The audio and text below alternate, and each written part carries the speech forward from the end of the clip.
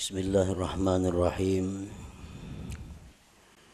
Alhamdulillahilladzi fataha li awliyaihi baba mahabbatihi wa ta'atihi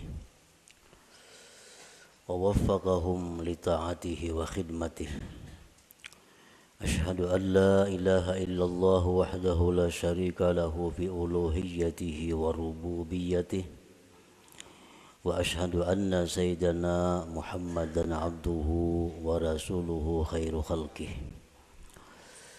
Allahumma salli wa sallim wa barik ala sayyidina wa maulana Muhammadin khairi khalqih wa ala alihi wa ashabihi wa azwajihi wa dzurriyyatihi wa atba'ihi, amma ba'du. Yang kita hormati dan kita cintai para habaib dan para alim ulama, para muhibbin, hadirin, hadirat, rahimakumullah. Pertama-tama kita panjatkan puji dan syukur yang setinggi-tingginya kehadirat Allah Subhanahu wa ta'ala yang mengumpulkan kita di tempat ini untuk berzikir, mengingat Allah dan mengucapkan kalimah-kalimah thayyibah lainnya. Kita berharap kepada Allah agar di dunia ini selalu dikumpulkan dalam kebaikan dan takwa, dan di akhirat nanti dikumpulkan bersama-sama dengan junjungan kita Rasulullah sallallahu alaihi wasallam. Salawat dan salam kita haturkan kepada junjungan kita Nabi besar Muhammad sallallahu alaihi wasallam dan kepada seluruh keluarga, para sahabat, zuriat dan pengikut beliau sampai hari akhir nanti. Para muhibbin rahimakumullah. Sebelum kita membaca kitab Al-Hikam, terlebih dahulu kita mengenal bahwa kitab Al-Hikam ini dikarang atau disusun oleh seorang waliullah, yaitu Ahmad bin Muhammad bin Abdul Karim bin Abdurrahman bin Abdullah bin Ahmad bin Isa bin Husain ibni Athaillah. Dan beliau wafat pada tahun 709 Hijriyah di Qahirah, Mesir. Kemudian kitab Al-Hikam ini merupakan salah satu daripada yang beliau karang.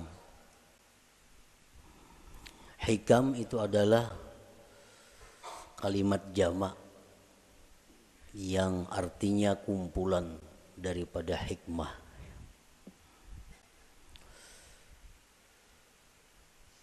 Syekh Muhammad Hayat As-Sindi mengatakan bahwa di dalam hikam itu ada 264 hikmah.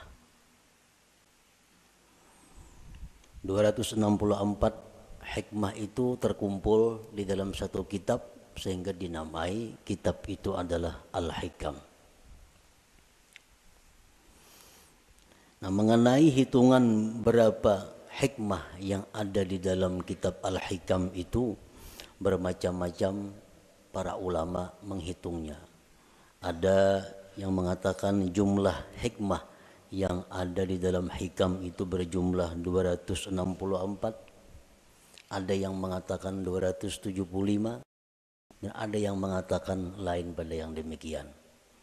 Sebagaimana para ulama tidak sama pendapatnya tentang menghitung jumlah ayat-ayat yang ada di dalam Al-Quran. Ada yang mengatakan 6.666, ada yang mengatakan lain daripada itu.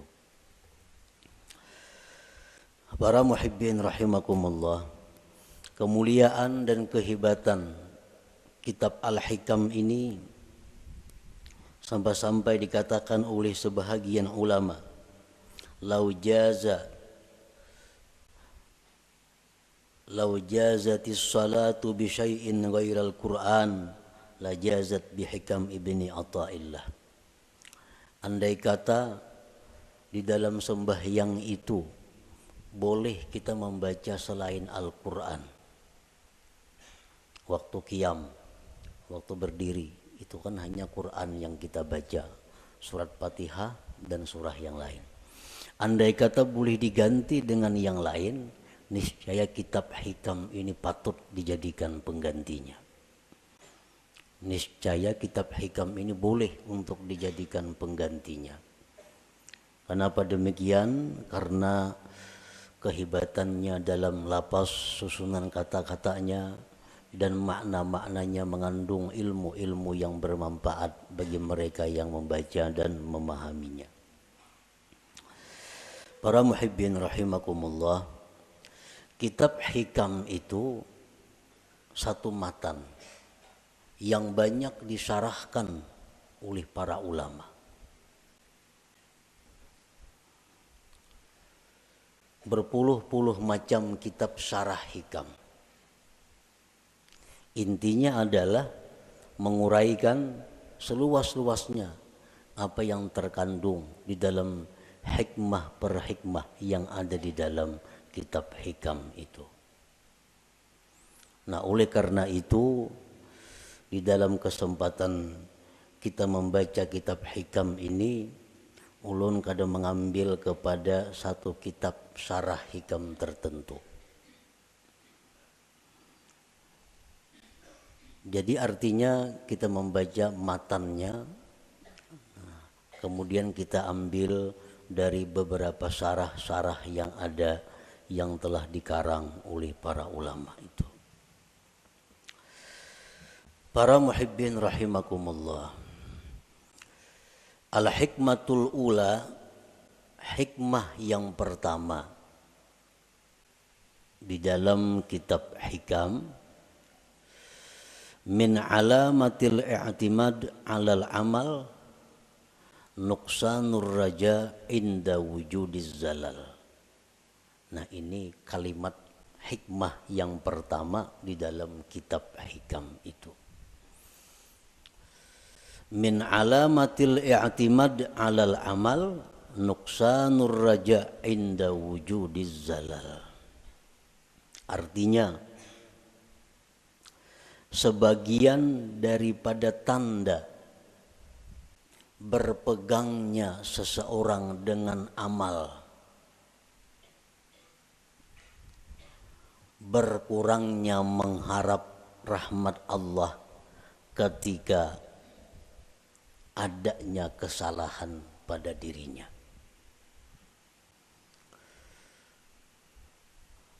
Apabila kita melakukan satu dosa, apabila kita ketinggalan satu wirid yang rutin, nah kemudian kita merasa jauh dari rahmat Allah, kita merasa jauh daripada kasih sayang Allah, itu menunjukkan bahwa kita namanya berpegang dengan amal.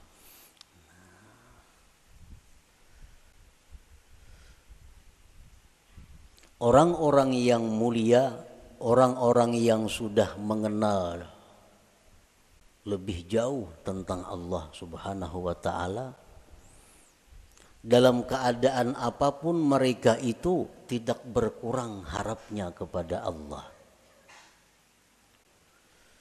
Baik mereka dalam melakukan taat atau mereka sedang diuji dengan kemaksiatan, harap mereka kepada Allah tetap sama.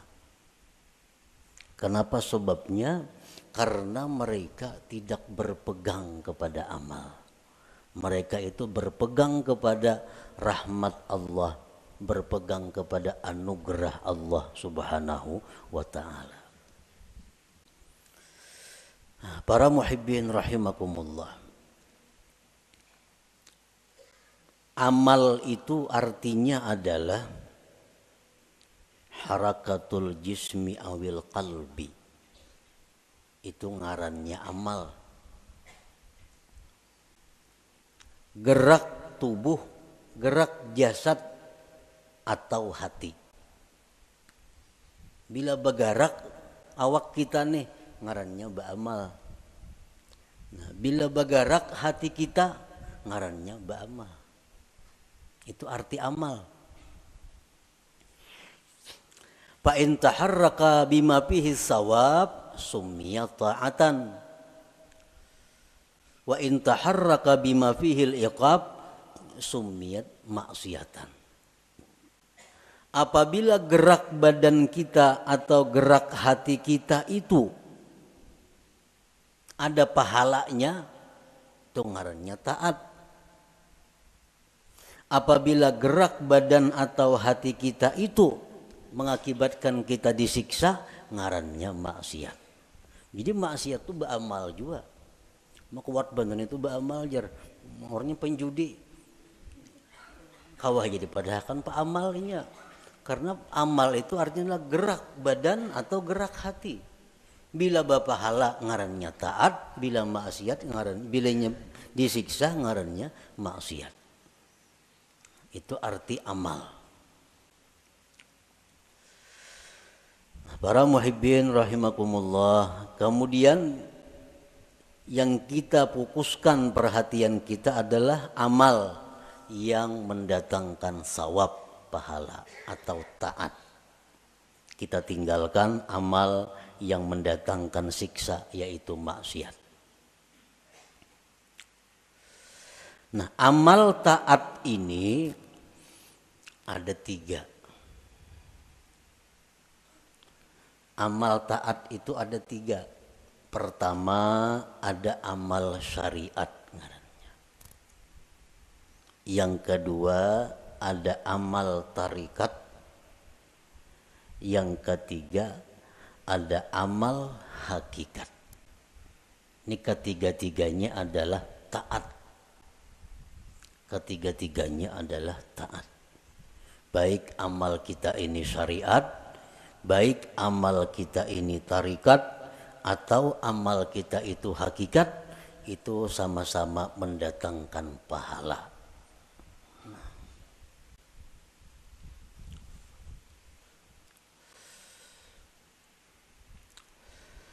Amal syariat untuk apa?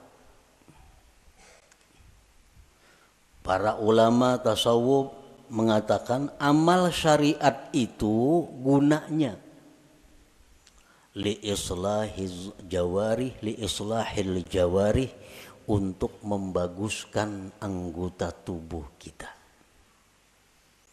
Membaguskan mata, membaguskan telinga, membaguskan mulut, membaguskan tangan, membaguskan kaki. Itu disebut adalah amal syariat. Kayak apa mata supaya bagus? Jangan memandang yang diharamkan Allah. Kayak apa mulut nang bagus?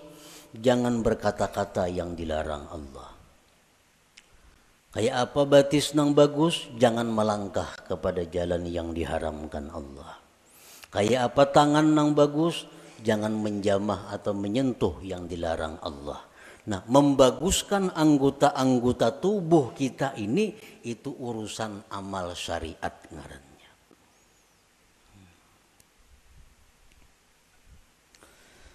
Wa amalut tariqah li islahil qulub. Sedangkan amal tarikat itu untuk membaguskan hati.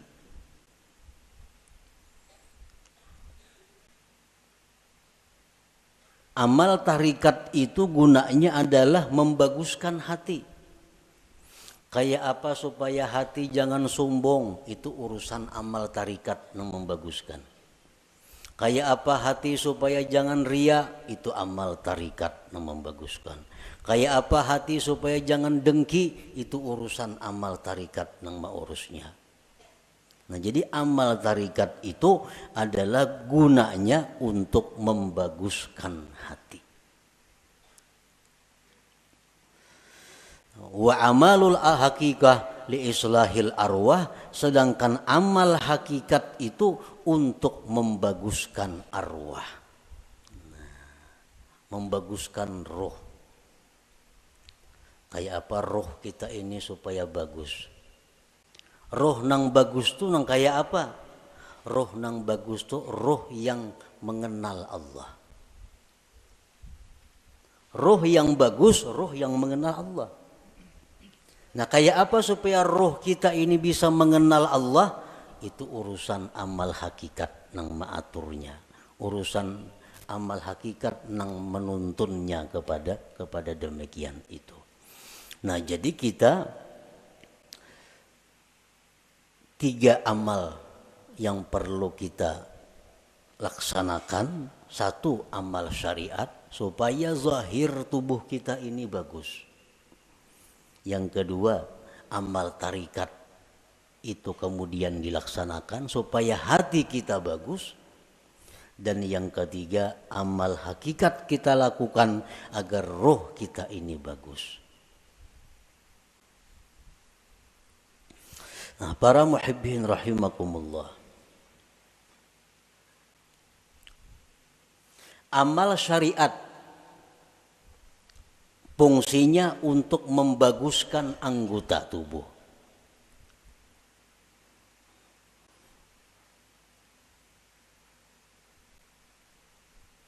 Amal syariat fungsinya untuk membaguskan anggota tubuh.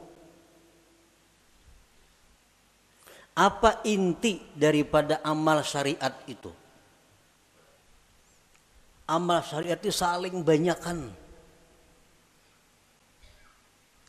Tetapi kembali kepada 3 pokok. 3 pokok inilah yang disebut dengan amal syariat. Pertama, tobat. Nah, pertama tobat. Yang kedua, takwa. Yang ketiga, istiqamah. Nah, ini seluruh amal syariat kembali kepada 3 ini. Tobat, kemudian takwa, kemudian istiqamah. Nah, tobat artinya apa? Membersihkan diri daripada yang kotor-kotor. Membersihkan diri daripada maksiat-maksiat. Itu tobat. Dimandii, nah, mandi itu tobat karena. Imbah mandi hanyar dipakaiani. Nah, dipakaiani betapi, babaju, bakupia, bermacam-macam pakaian. Nah, itu adalah takwa. Nah, kayak apa supaya jangan lepas pakaian itu dari kita? Ngarannya istiqamah. Membanu beselawar, membanu betilanjang tuh ada istiqamah ngarannya. Istiqamah ini selalu berpakaian. Nah, artinya apa? Selalu menjunjung perintah Allah, menjauhi yang dilarang Allah dalam keadaan apapun. Itu istiqamah. Dalam keadaan susah, rajin ibadah. Dalam keadaan kaya, rajin ibadah. Dalam keadaan sakit, rajin ibadah. Dalam keadaan sihat, rajin ibadah. Dalam keadaan apapun ibadah kada tertinggal. Ini ngarannya istiqamah. Nah, 3 hal itu urusan amal syariat.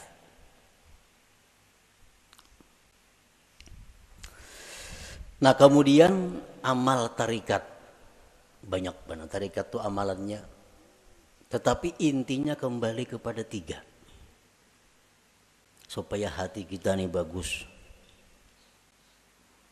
Pertama, ikhlas. Ikhlas. Yang kedua, sidik. Yang ketiga, tumakninah. Nah, ini intinya. Seluruh amal tarikat buliknya kenang 3 ini. Bila yang 3 ini bisa kita laksanakan, maka kita sudah mempunyai amal tarikat ngarannya. Berarti sudah punya hati yang bagus. Pertama, ikhlas. Nah, yang kedua, sidik. Setiap orang sidik pasti ikhlas. Orang ikhlas belum tentu sidik. Jadi sidik itu lebih tinggi kedudukannya daripada ikhlas.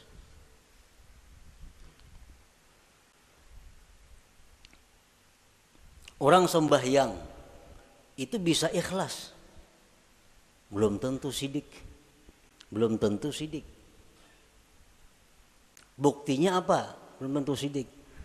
Seringkali kita mengucap dalam sembahyang itu Bismillahirrahmanirrahim. Mulut kita. Tapi hati kita di manakah? Hati kita di rumah. Itu kada jujur ngarannya. Kalau orang yang jujur mulutnya Bismillahirrahmanirrahim, hatinya Bismillahirrahmanirrahim. Nah, jadi kedudukan sidik lebih tinggi daripada ikhlas. Nah, yang ketiga tumakninah. Tumakninah itu artinya tentramnya hati dengan Allah. Tentramnya inya tuh lawan Allah nang tentram. Lawan keluarga, anak, bini, laki, duit, harta, kekayaan, pangkat itu kadang membuat inya tentram. Tapi begitu mengingat Allah, hatinya tentram. Nah, ini tumakninah. Ini urusan tarikat. Urusan tarikat.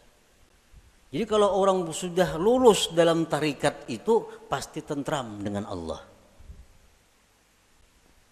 Alladzina amanu wa tatma'innu qulubuhum bidzikrillah, ala bidzikrillah tatma'innul qulub. Ini untuk orang tarikat.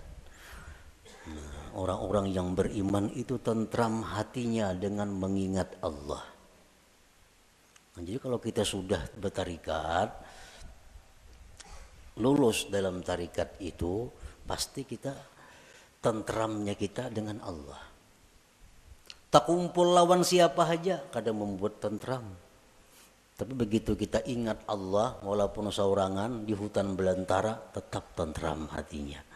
Nah, ini sudah orang yang lulus dalam tarikah ngarannya. Nah, yang ketiga, hakikat, amal hakikat. Hakikat tadi gunanya untuk membaiki roh. Roh yang baik itu roh yang kenal Allah. Nah, kayak apa roh kita ini supaya kenal Allah?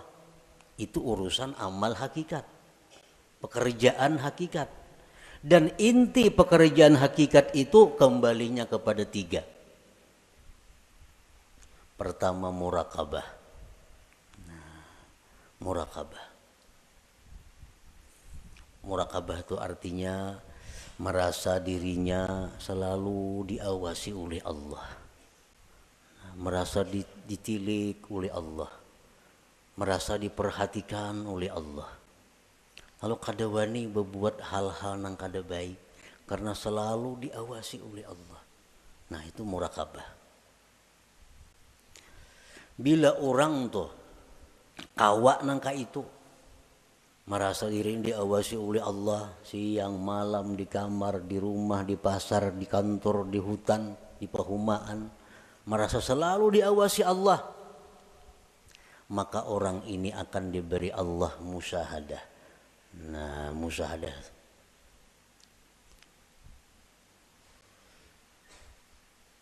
Bila orang itu sudah musyahadah lawan Allah, ngarannya ma'rifat lawan Tuhan.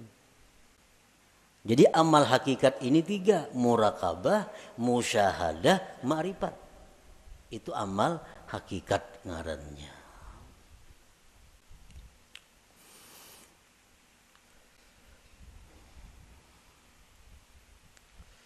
Wa'budillah ka'annaka tarah. Beribadahlah kamu kepada Allah seolah-olah engkau itu melihat Allah. Nah, itu musyahadah. Beribadahlah engkau melihat Allah. Itu musyahadah ngarannya. Tapi fa illam takun tarah, jikalau engkau belum mampu melihat Allah, fa innahu yarak, Allah melihat engkau. Nah, itu murakabah ngarannya. Kalau kita merasa dilihat oleh Allah siang, malam, bisukan, kamarian, dimanapun merasa dilihat oleh Allah, itu ngarannya kita murakabah. Satu saat kalau kita terus menerus demikian, kita akan musyahadah. Kita akan musyahadah. Bila musyahadah itu diberi ma'rifat ujung-ujungnya. Nah, amal hakikat itu tiga macam. Murakabah, musyahadah, ma'rifah. Nah, para muhibbin rahimakumullah. Jadi amal ada 3. Amal syariat, yang pertama kita laksanakan amal syariat. Tobat, takwa, istiqamah.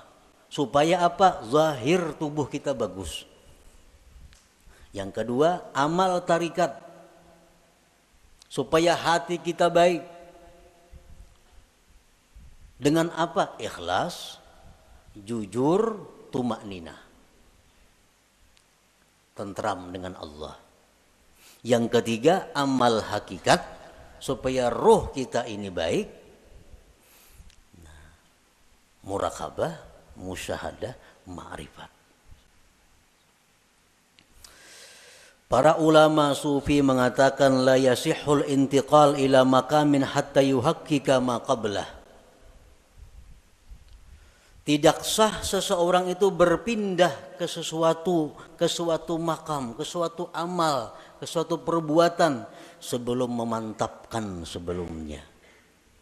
Sebelum mantap nang pertama jangan berpindah. Nang pertama apa tugas kita? Syariat. Amal syariat.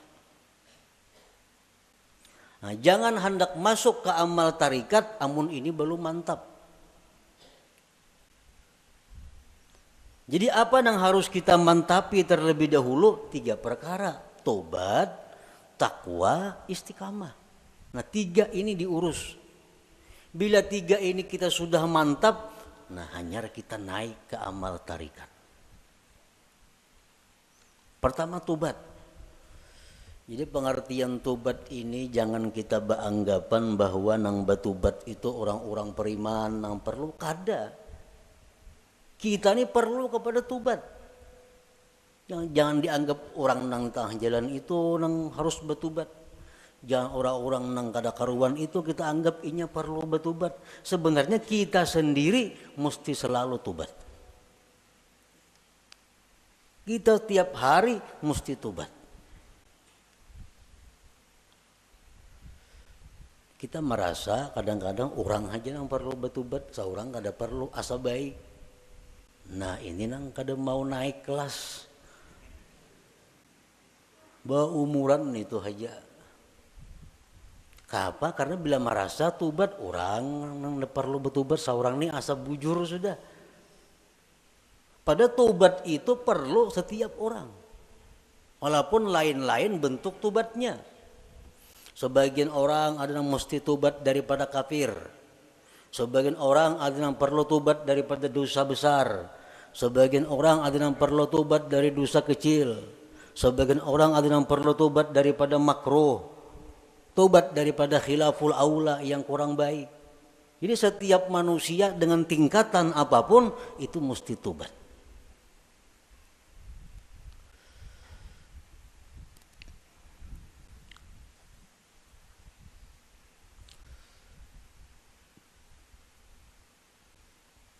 Nah kita sudahlah bertobat, sudah. Dulu minum arak, sekarang ampih. Dulu penjudi, sekarang ampih. Tobat. Dulu ketujuh riba, sekarang ampih. Tobat. Dahulu suka zina, sekarang ampih, sudah tobat. Nah cuma tahukah kita tobat kita itu diterima atau kada? Nah, karena orang nang ampih itu belum tentu diterima.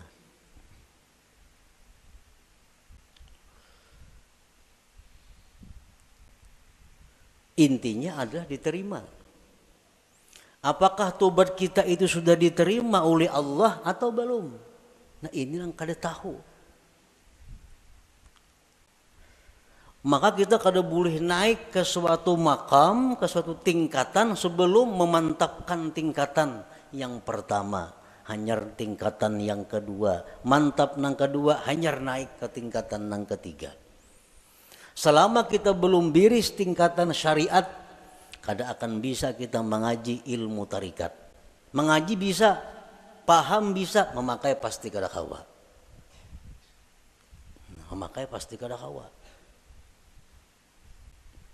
Mau kada kawa.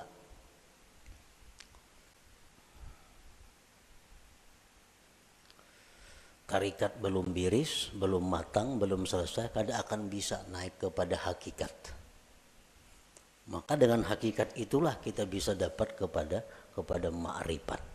Nah, jadi diibaratkan itu ma'rifat itu satu mutiara.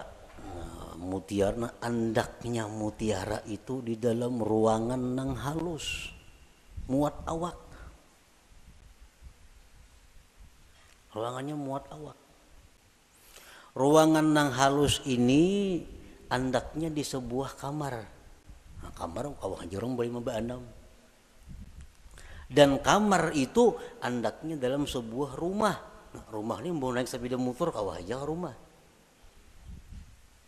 Nah, jadi kita kada bisa masuk ke rumah kalau kita masih banyak bawaan. Ada kawa. Kalau kita masih banyak bawaan kita masih berinting, sering banyakan bawaan. Kalau kita bakajal ke rumah, kada kawa. Buangi nang kada perlu supaya kita kawa masuk ke rumah. Nah, motor ditinggal, nang mana diisi motor, toko ditinggal. Kalau mangkut toko ke rumah, kada kawa. Nah, kios ditinggal, kabun ditinggal, kada muat rumah. Nah, jadi nang kau masuk ke rumah hanya barang-barang tertentu. Nah, artinya apa? Syariat itu laksana rumah. Begitu kita masuk syariat, banyak nang kita tinggalkan. Riba tinggalkan, permainan tinggalkan, zina tinggalkan, semua aja tinggalkan. Kalau tuh kita masuk ke rumah. Nah, sepeda motor kawa dibawa ke rumah, sepeda kawa dibawa ke rumah. Begitu kita hendak masuk kamar, nah, ngalih hambo sepeda motor ke kamar, ngalih membawa kendaraan ke kamar itu, pas ditinggal di luar kamar, baka karasan kada kawa bahanjuran. Nah, sama halnya kita ini kalau hendak masuk kepada tarikat, buangi gawian-gawian yang lain-lain supaya kita muat bandak di situ. Nah, hendak masuk pulang ke hakikat, halus kamarnya muat awak, jam tangan gin dipacul kada kawa. Kacamata santok pacul juga. Nah, muat beti lanjang aja kawa lagi. Nah, hanyar kawa kita masuk ke kamar nah halus tuh untuk mengambil yang berharga yaitu mutiara atau ma'rifat itu. Nah, itu artinya kita kada kawa melangkah ke situ kalau sebelum matang nang pertama.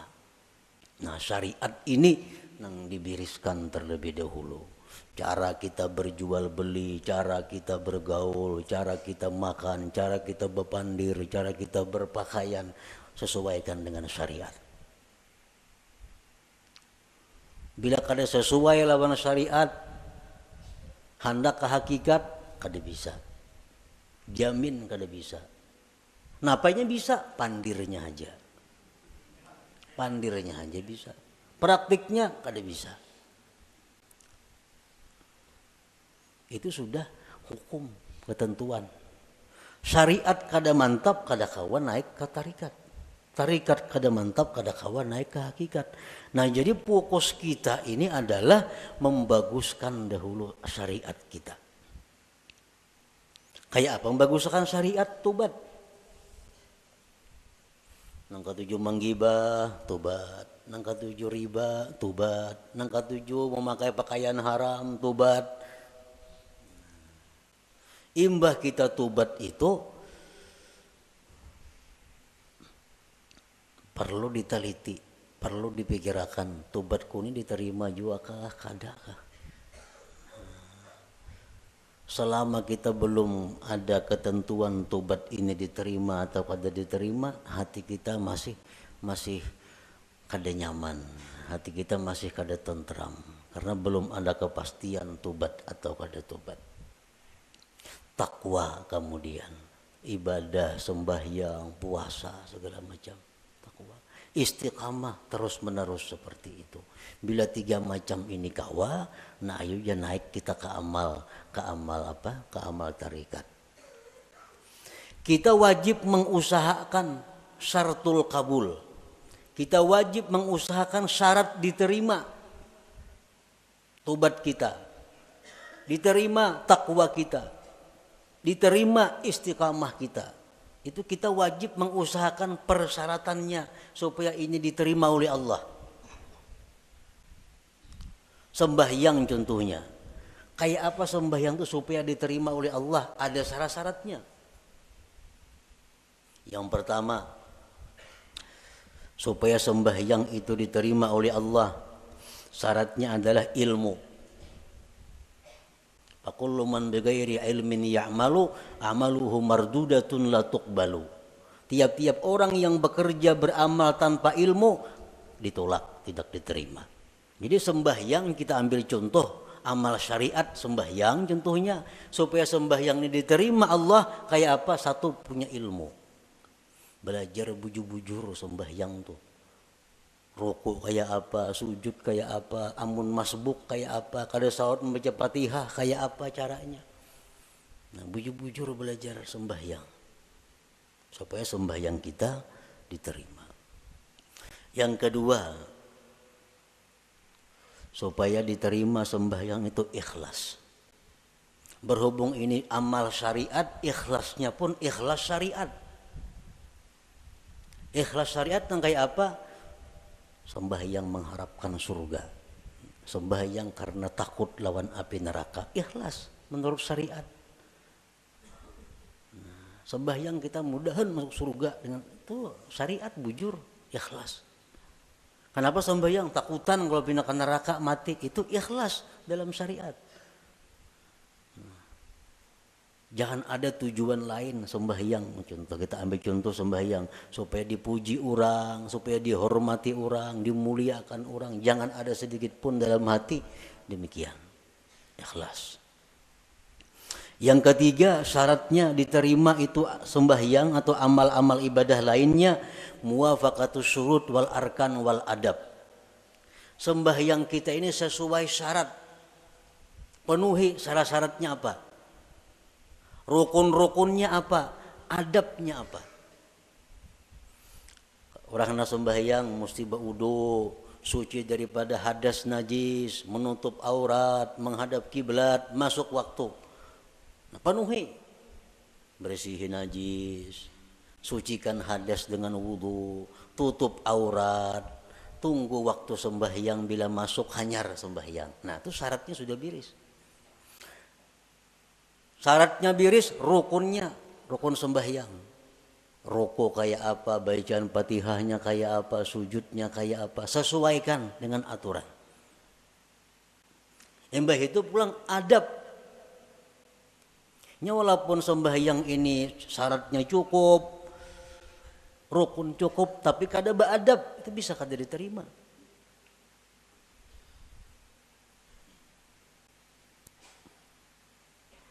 Sesuaikan adabnya. Contohnya contohnya sembahyang berkaca pinggang ini. Allahu Akbar, nah berkaca pinggang. Ini lawan syarat kada bertentangan, lawan rukun kada bertentangan, tapi adab bertentangan. Allah kada menerima sembahyang kayak ini. Harap tinggi Tuhan sembahyang kayak itu. Allahu Akbar. Nah. Jadi adab sembahyang termasuk nang sunat-sunat dalam sembahyang dilaksanakan. Yang keempat, ada mubtilat wal mukrihat wal makruhat. Tidak ada yang membatalkan dan yang dibenci Allah. Sembahyang atau ibadah kadang membatalkan, kadang dibenci Tuhan. Kita gawi semua nang sunat, jauhi nang makruhnya. Yang kelima, al halal fi ma yata'allaqu bih. Halal pada sesuatu yang berhubungan dengannya. Nah, pada berhubungan makan, minum untuk tenaga, pakaian, tempat. Itu mesti halal. Rasulullah bersabda, "Man akala luqmatan min haram lam tuqbal minhu salatu arba'in lailah." Orang yang makan satu suap daripada makanan yang haram tidak diterima sembahyang 40 malam. Sasuap tuh kita makan nang haram 40 malam sembahyang kita ditolak Allah.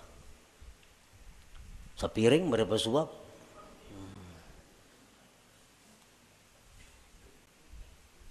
Nah, ini urusan amal syariat.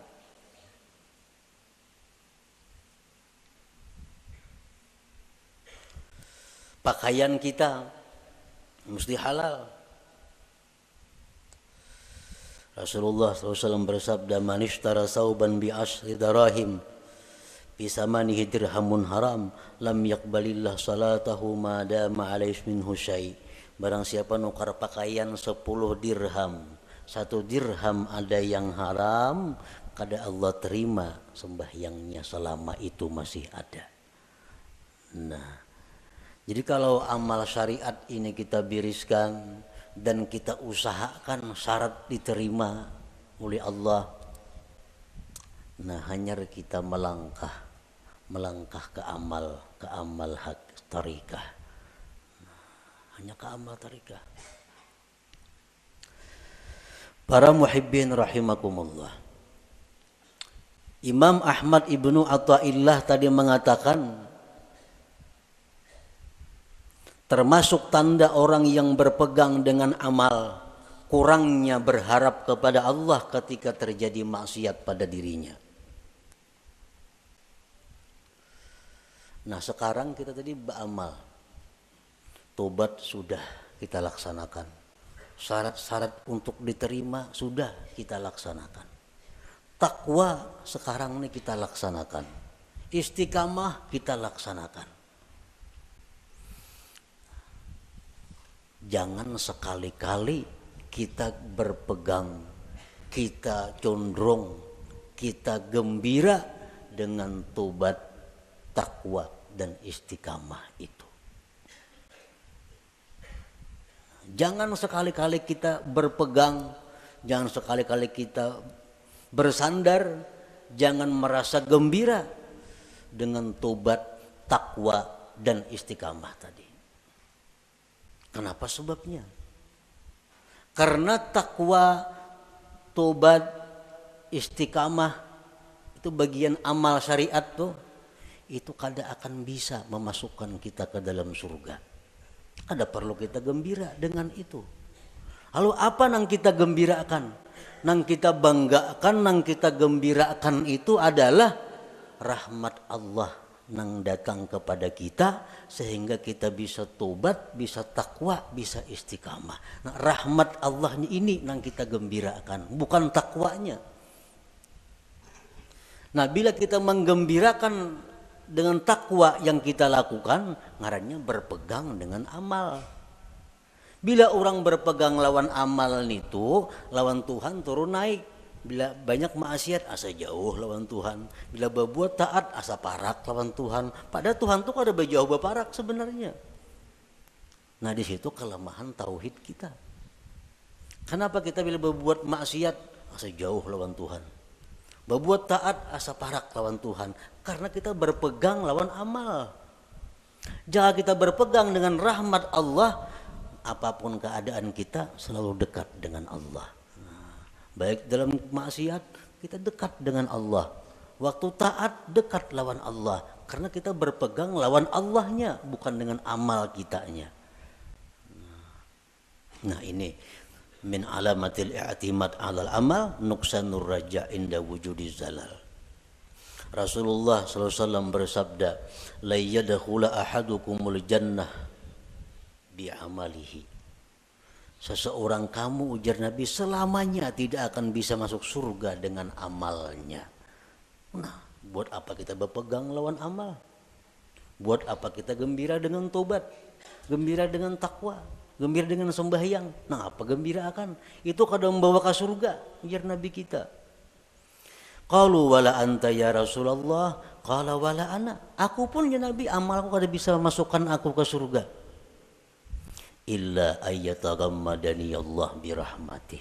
Kecuali Allah yang meliputkan aku dengan rahmatnya. Nah rahmatnya ini yang kita gembirakan. Oh kita gembira, kita suka tobat. Sebab Allah memberikan rahmat kepada aku. Bukan dengan tobatnya kita gembira, tapi dengan rahmat yang diberikan Allah kepada kita. Nah itu yang kita pegang. Bila kita memegang rahmat Allah, kita kada akan berubah dengan Allah dalam keadaan taat atau dalam keadaan maksiat. Nah inilah inti daripada yang dimaksud dalam hikmah yang pertama Imam Ahmad Ibnu Athaillah, min alamatil i'timad alal amal nuksanur raja inda wujudiz zalal. Tanda orang yang berpegang dengan amal, kurang berharap, rasa jauh bila mana dia maksiat kepada Allah. Padahal kada boleh itu. Jadi kita dalam taat dekat dengan Tuhan. Kita waktu maksiat pun jangan merasa jauh lawan Tuhan, tetap dekat dengan Tuhan. Karena maksiat taat itu adalah bagian daripada amal. Amal kada perlu kita pegang. Yang kita pegang adalah Allah, rahmatnya dan anugerahnya. Nah kemudian sesudah itu al-hikmatus saniyah, hikmah yang kedua daripada Imam Ahmad Ibnu Athaillah. Iradatuka tajrid ma'a ikamatillah iyyaka bil asbab minasyahwatil khafiyah wa iradatukal asbab ma'a ikamatillah iyyaka bit tajrid inhitatun anil himmatil aliyah. Nah itu kita baca insyaallah pada minggu yang akan datang. La hadratin Nabi sallallahu alaihi wasallam al-Fatihah. A'udzubillahi minasyaitonir rajim. Bismillahirrahmanirrahim. Bismillahirrahmanirrahim. Maliki yaumiddin. Iyyaka na'budu wa iyyaka nasta'in. Ya Allah biha, ya Allah biha, ya Allah bihusnil khatimah. Ya Allah biha, ya Allah biha, ya Allah bihusnil khatimah. Ya Allah biha, ya Allah biha, ya Allah bihusnil khatimah. Ya ayyuhar rajun minhu syafatan sallu وسلموا تسليما اللهم صل وسلم وبارك عليه